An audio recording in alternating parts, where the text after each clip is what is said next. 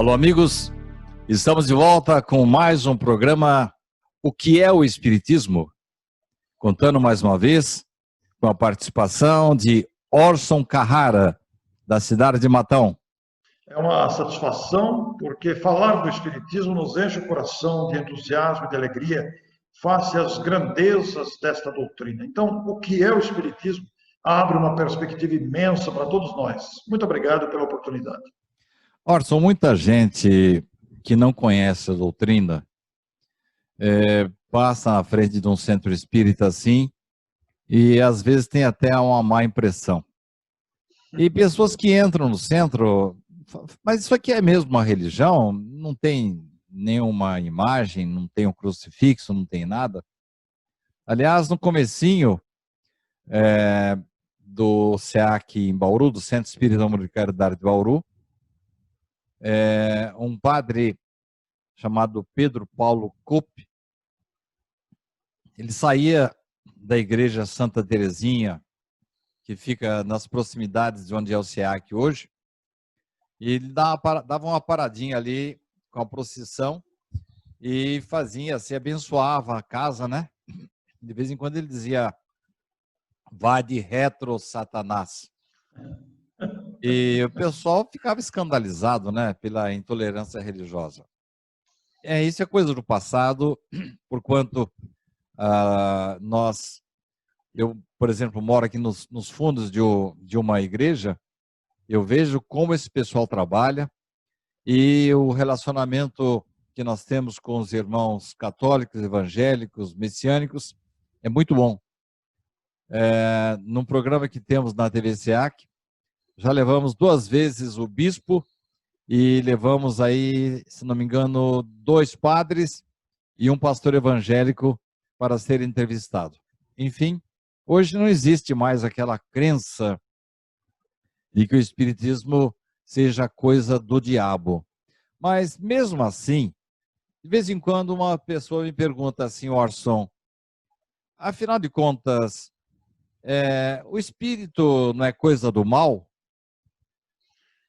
É muito interessante você dizer isso, e você, antes de responder a sua pergunta, eu quero me referir à citação que você fez de trazer bispos e padres e pastores para serem entrevistados, porque isso demonstra a solidariedade e o respeito que deve nortear os nossos relacionamentos, e ainda devemos considerar que toda pessoa tem algo de si para oferecer de bom para a construção de um mundo melhor. Não há nenhuma pessoa que não tenha algo de bom para oferecer. Todos nós temos experiências, conteúdos, forma de ver, visões diferenciadas, bagagens que podem ser trocadas para que todos cresçamos juntos, né? Mas espírito, a pergunta espírito é coisa do mal, foi a sua pergunta, né? É uma visão equivocada, porque espíritos são filhos de Deus. É que a palavra espírito, desde muito tempo, criou um estigma de preconceito contra a palavra espírito. Mas espíritos são pessoas, são almas. É que a palavra espírito parece que criou uma confusão na cabeça das pessoas. Me desculpe interrompê-lo. A gente tem muito amor pelos parentes, pelos pais, mas depois que eles morrem, eles viram, de repente, de uma hora para outra, alma do outro mundo. Pois é. Parece que a gente tem um certo preconceito com a pessoa depois de morta, é isso? Pois é, parece que o fato de ter morrido, de ter desencarnado, que é um fato natural da vida, transforma a pessoa em santo ou em demônio ou coisa ruim que não pode aparecer, nada disso. Nós somos pessoas, almas imortais. E uma vez tendo deixado o corpo de carne, que é um instrumento perecível de um certo tempo de duração para que o espírito faça o seu progresso, nós voltamos à nossa condição original. Qual é a nossa condição original? Almas, mas se quisermos dar o nome de alma ou outro nome, isso é indiferente, o nome que se dê é secundário. Nós, os espíritas, costumamos utilizar o nome de espíritos, mas espírito é sinônimo de alma. Aliás, nós, os espíritas, nos referimos à alma quando o espírito está encarnado. Então, nós estamos aqui ocupando corpos de carne, somos uma alma, não temos uma alma, somos uma alma temporariamente utilizando o corpo de alma, utilizando o corpo de carne. Deixando o corpo pelo fenômeno biológico da desencarnação, retornamos à nossa condição original. Qual é a condição original? Espíritos, ou almas, se quiserem também. Apenas uma questão de terminologia, é secundário isso. Mas o fato de morrer não transforma ninguém em santo ou em coisa ruim, em algo ruim, como a pergunta sugere. O fato é que todos continuamos a viver, voltamos à pátria espiritual, à pátria de origem, pessoas com sentimentos, com conhecimento ou ignorância, com bondade, com maldade, com esperteza, com agilidade, com acomodação. Somos o que somos. Por isso que o progresso continua para todos, para nos transformarmos para o bem continuamente. Então, quando se fala em centro espírita, e as pessoas às vezes têm medo, o que vai acontecer lá dentro, ou como é que é lá dentro, que vai aparecer espírito, não vai aparecer nada, lá é apenas um recinto onde se reúnem pessoas interessadas em aprender, em estudar e praticar o espiritismo. E a prática espírita qual é? Falar com o espírito? Não! A prática espírita é a vivência da moral evangélica, a moral de Jesus. Esta é a religião espírita. Ocorre que nesta prática espírita está incluída também a comunicação com os espíritos, que não é coisa do outro mundo. São seres que se comunicam. E a comunicação dos espíritos também não é exclusividade, não é privilégio, não é invenção do espiritismo. Os nossos irmãos umbandistas e outras crenças também praticam a comunicação dos espíritos. O que acontece é que no espiritismo nós temos todo um corpo doutrinário didático para disciplinar isso e nos orientar como proceder. É a única diferença. Mas almas somos todos nós, independente da crença, do estado civil, do estado social, do país, da nacionalidade, da idade, do sexo. Todos nós somos almas, ou espíritos, se quisermos. Você falou de uma forma que parece que é bem entendível,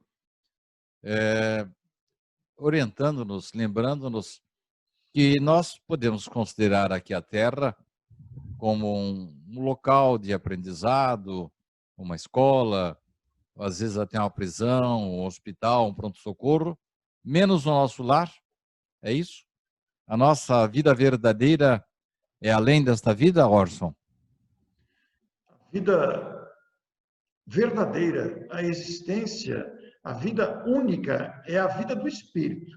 A vida material é uma vida secundária, não é a vida principal, até porque nós vivemos várias vidas, várias existências, melhor dizendo. A vida é uma só, mas nós vivemos várias existências ocupando corpos de carne, em épocas diferentes, em lugares diferentes, em famílias que podem ser as mesmas ou não, em planetas diferentes, mas a vida principal é a vida do espírito, a vida da alma. Esta é imortal. Uma vez criada, viverá para sempre.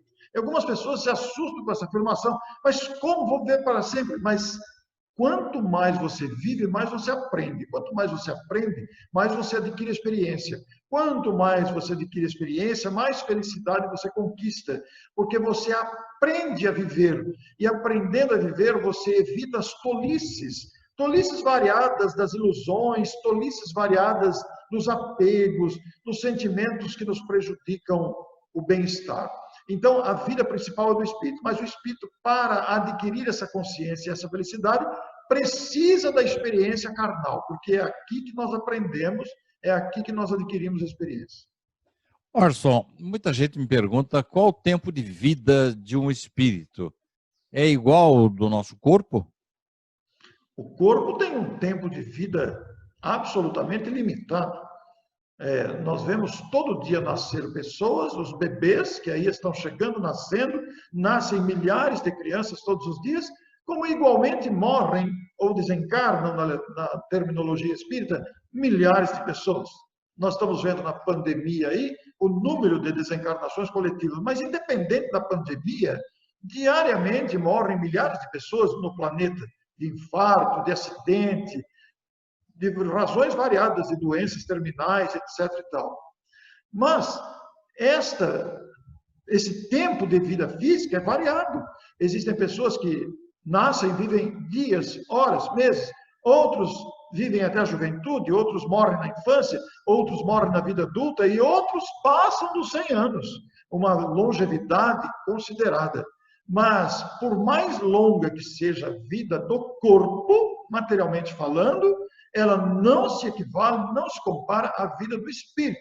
A vida do espírito é imortal, é para sempre. Uma vez criado o espírito, ele vai viver para sempre, cada vez mais adquirindo experiência, trabalhando para se tornar perfeito, ainda que relativamente, já que ninguém alcança Deus. Então, o tempo de vida do espírito é para sempre. O tempo de vida do corpo é temporário. O espírito se ocupa de corpos temporários, com tempo de vida limitado. Orson, eu notei que na pergunta anterior, você se referiu várias vezes com sentidos diferentes para espírito e alma. Há alguma diferença? Se nós considerarmos o que é o espiritismo, o que é a razão do programa, como é que o espiritismo encara isso, nós vamos dizer: a alma é o espírito encarnado, ocupando um corpo de carne. Espírito é aquele que está desembaraçado do corpo. O espírito existe antes, durante e após o corpo. Antes ele está desencarnado. Quando ele encarna, ele não deixa de ser espírito, mas ele ocupa um corpo de carne. E aí nós mudamos a terminologia. Alma está encarnado, sem deixar de ser espírito. E desencarnado o corpo, morto o corpo, ele retorna à condição original de espírito. E é muito interessante, Sidney, porque mesmo estando no corpo, utilizando-se de um conglomerado biológico, como é o corpo físico, a alma também se manifesta. Ela pode, durante o sono do corpo, por exemplo, a alma se desprende parcialmente do corpo e faz aprendizados e poderá, inclusive, manifestar-se. Então, o espírito está sempre presente. É sempre o elemento principal. O espírito é que possui o corpo, não é o corpo que possui o espírito. É muito importante considerar isso. Orson, essa expressão alma e espírito, ela foi criada por Kardec para designar realmente quando, como você bem já falou, já na sua resposta, se o espírito está encarnado ou não. Mas parece que não pegou muito essa diferenciação de Kardec, né, Orson? Porque a gente fala em espírito encarnado, fala referindo-se a uma pessoa viva, que essa pessoa tem uma boa alma. Você acha que pegou essa diferenciação que Kardec estabeleceu? Na verdade, Sidney, nós temos por hábito de negligência até, hábito que se incorporou ao nosso linguajar. A gente mistura muitas coisas. É uma questão de terminologia, de uso de palavras. E a gente fica descuidado e acaba dizendo. Você quer ver outro exemplo? A gente fala que o espírito é eterno. O espírito não é eterno, o espírito é imortal. Eterno só Deus. Deus sempre existiu. É outra questão que continuaremos depois em outro programa. Mas a questão de alma sendo o espírito encarnado ou o espírito estando desembaraçado, a gente mistura por descuido mesmo. Porque a gente costuma falar o espírito, olha, o Sidney é um espírito encarnado. Sim, é verdade, o Sidney é um espírito encarnado. O Orson é um espírito encarnado, é a alma do Orson. Não, não é isso a alma do Orson. O Orson é um espírito que está ocupando um corpo com a personalidade de Orson. E o Sidney é um espírito que agora está com a personalidade de Sidney. Mas é uma questão de terminologia. É que a gente é descuidado, é negligente com isso, porque na verdade está bem explicado lá por Kardec. Os textos são muito claros. É que a gente é descuidado no uso da terminologia.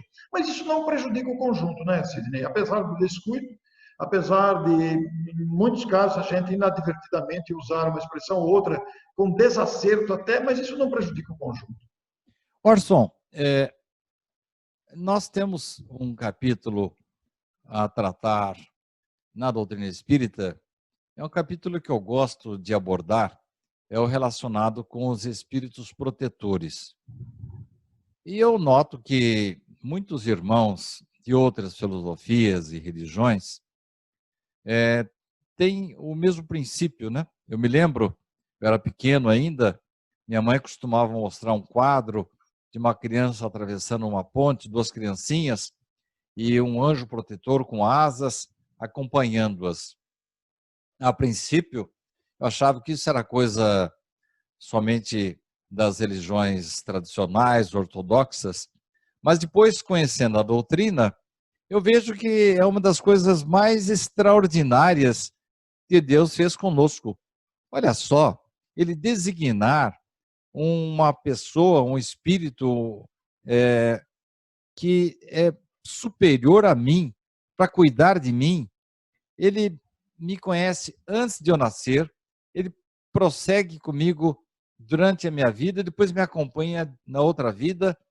Enfim, parece que ele foi escalado para cuidar de mim durante uns tempos aí, né? E às vezes por longo tempo. A pergunta é a seguinte: o meu anjo protetor é um espírito também? Sim, é um espírito protetor, é um espírito que também está fazendo a sua caminhada, mas ele é superior. O espírito protetor é superior, com mais experiência do que o protegido. É um espírito que já se libertou das tolices a que nós nos prendemos. É um espírito que já está na fase da sabedoria.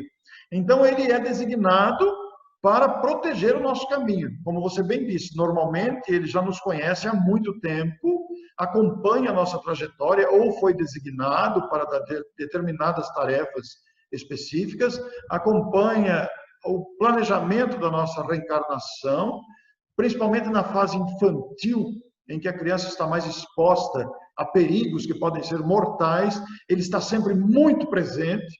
Depois, conforme a nossa evolução na vida física, que vamos amadurecendo, ele não precisa estar presente a todo instante, não está colado em você, mas ele acompanha a sua trajetória. E basta, ele sabe o que está acontecendo conosco, embora não esteja ali colado em nós. Ele não fica ali acompanhando o protegido a todo instante, falando, Nossa faça isso, babá, vem né? aqui.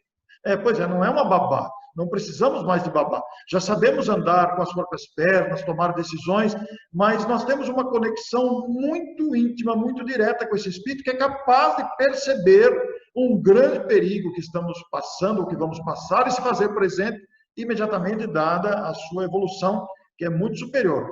Existe, ele é um espírito como nós, mas é um espírito mais experiente, mais amadurecido. Mas tem um detalhe nessa história, viu, Sidney? Ele não tem asas, não. As asas, as asas são fruto da imaginação humana para tentar, para tentar explicar esses seres que volitam, que era uma tentativa de explicação, né? Isso é imaginação humana, não tem asas. Espírito não precisa de asas. Você foi cruel agora, que você destruiu aí uma ilusão. Uma ilusão, uma fantasia que eu tinha desde pequeno, viu? Não tem asa. Orson, eu sou muito acompanhado por minha mãe. Sim, que bom, né? Sonho com ela. Sonha sempre com ela? Isso, tenho contatos com ela, de vez em quando ela me puxa a orelha. Mas, Orson, minha mãe provavelmente, quando está para acontecer alguma coisa assim, não muito agradável comigo, eu estava lendo, inclusive, antes de deitar ontem, sobre as balas perdidas, né? Então, Kardec diz, não, quando a bala parte, não tem jeito. Mas pode inspirar você para não ir até o local, fazer uma curva, sim, encontrar outro caminho, né? Enfim, outras maneiras. Orson, quando minha mãe quer me proteger, e ela deve ainda ter dó, né? Quando está para acontecer alguma coisa desagradável comigo, como é que fica, Orson? Minha mãe quer me proteger. E eu imagino que meu espírito protetor diga assim, não, deixa o menino crescer, deixa ele... Como que é isso, Orson? É muito curioso pensar nisso, né? Porque os espíritos protetores ou os espíritos familiares, como é o exemplo que você está citando, eles não são espíritos que têm a capacidade de interferir. Eles sugerem e você pode aceitar ou não. O espírito protetor, por exemplo, que é o anjo da guarda, chamado anjo da guarda, ele sabe que você deverá enfrentar determinada situação. Ele vai te orientar, vai te dar coragem, vai te dar sugestões, mas existem situações que estão na sua necessidade de aprendizado Ele não vai poder fazer nada para evitar. Ele deixa acontecer quando você tem que passar por aquele aprendizado.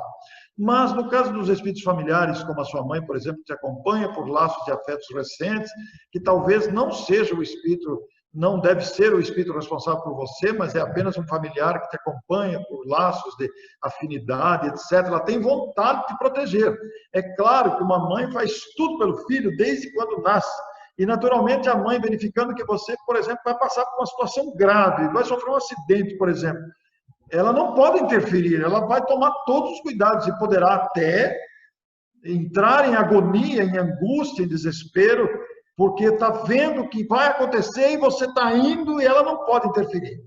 Mas se ela for um espírito equilibrado, ela vai saber compreender essa situação e será ajudada também pela presença do seu próprio anjo guardião. Fala, não, deixa ele, isso aí faz parte da atividade, do aprendizado dele. Quer dizer, há toda uma dinâmica, né, em torno da proteção dos espíritos familiares, espíritos protetores, os amigos espirituais.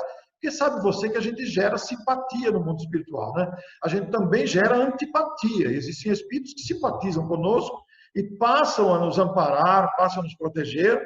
E existem espíritos que ficam meio zangados com a gente por várias razões e também nutrem uma certa antipatia. Aí vale até dar um exemplo muito curioso. Se você ajuda uma pessoa que está em grande necessidade, você vai despertar a simpatia do anjo da guarda daquela pessoa. Você vai despertar, você falou isso no programa da TV Serra, outro dia, que eu ouvi, né? Você vai despertar a simpatia de um espírito amigo daquela pessoa que vai olhar por você também, porque você está aliviando o sofrimento, a angústia daquela pessoa. Então você se torna um alvo de proteção do protetor dele, porque você ajudou. Então é um processo muito dinâmico. Aliás, esse capítulo do Livro dos Espíritos aí, seria muito interessante que as pessoas buscassem lá no Livro dos Espíritos as questões do capítulo específico, espíritos protetores, espíritos familiares, espíritos simpáticos, porque você classificou bem. É algo extraordinário pensar nisso, que temos um espírito que olha por nós, um espírito que nos orienta. Agora, nós temos que ser maleáveis, acessíveis, e não turrões, e rebeldes, e durões, porque aí ele não vai poder fazer nada com a nossa rebeldia, né, Sidney? Aí nós vamos responder, né? Então, sintetizando o assunto, por mais amigos, e você citou muito bem, né? Quando você faz bem para alguém, você acaba atraindo a simpatia do espírito protetor dele, dos familiares dele, né? Eu vi isso no livro Voltei, de Irmão Jacó, quando chega aquela professora lá, os pais, avós, tios das crianças, em relação às quais ela tinha muito carinho, foram esperá-la, né? Mas, então quer dizer que os espíritos que têm uma certa afinidade conosco, os espíritos familiares, estão subordinados à autoridade do meu espírito protetor, que sabe melhor o que é bom para mim ou não. Não é isso, Orson? Sem dúvida nenhuma, porque eles não têm assim poder de interferir. E quando os espíritos já estão com bastante equilíbrio, quando já têm consciência, eles compreendem isso e se subordinam às leis que regem a vida e à presença do espírito protetor, que normalmente orienta e também faz da sua presença uma garantia de felicidade, de harmonia, de esperança para aquele familiar que, vendo uma situação, pode se desesperar, né? Mas é muito importante a gente pensar nisso, né, Sidney? Porque estamos todos envolvidos por muita proteção dos espíritos, somos todos muito amados, somos criaturas acompanhadas cuidadosamente pela proteção dos espíritos. A nossa rebeldia causa impedimentos para nos ajudar. Nós criamos obstáculos de ajuda, são criações nossas, com a nossa rebeldia. Mas nem por isso deixamos de ser ajudados, porque eles compreendem que ainda estamos numa certa infância de maturidade, né? Ainda agimos por instinto, agimos precipitadamente, nem sempre sabemos compreender as circunstâncias educativas. Orson, para encerrar o programa de hoje, eu vou pedir que você seja breve na resposta, que nosso tempo está acabando. Afinal de contas, o Espiritismo aceita os princípios cristãos? Aceita e adota os princípios cristãos. de onde formam a sua base moralizante. O Espiritismo adota a moral de Jesus como o seu princípio ou os seus princípios norteadores de toda a sua prática. O Espiritismo nos convida à renovação moral, o Espiritismo nos convida à prática do bem, ao exercício da caridade, à busca incessante das virtudes. Portanto, os princípios cristãos que estão exarados lá na Boa Nova, no Evangelho de Jesus, são absolutamente incorporados à prática e ao ideal espírita. E o respeito que temos pelo Espírito mais perfeito que passou pela Terra, que é Jesus, né, Orson? Não tenha dúvida, o Espiritismo apresenta Jesus como modelo e guia. E este parâmetro deve nortear a nossa noção, a nossa escalada evolutiva, deve ser o princípio maior que deve nortear as nossas ações. Jesus é o modelo e guia da humanidade. Jesus é a alma. Tanto é que Allan Kardec chegou a proferir, a afirmar, durante uma sua palestra aos espíritas de seu tempo, que a caridade, isso está na Revista Espírita de dezembro de 1868, a caridade é a alma do espiritismo.